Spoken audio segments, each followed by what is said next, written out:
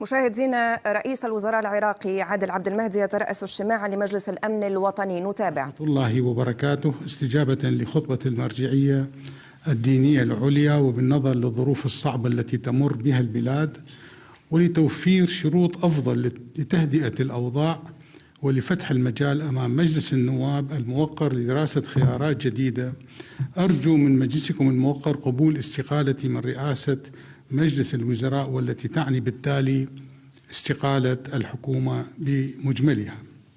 لا شك أن المجلس الموقر بأعضائه وكتله سيكون حريصا على إيجاد البديل المناسب بأسرع وقت، لأن البلاد في ظروفها الراهنة لا تتحمل حكومة تصريف أمور يومية.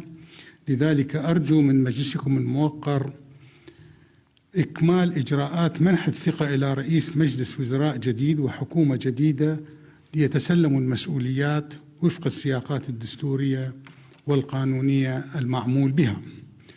وفقكم الله ورعاكم ومن على شعبنا بالأمن والسلام والهدوء والرقي والتقدم، إنه سميع مجيب.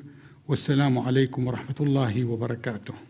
عادل عبد المهدي، رئيس مجلس الوزراء 29 تشرين الثاني 2019.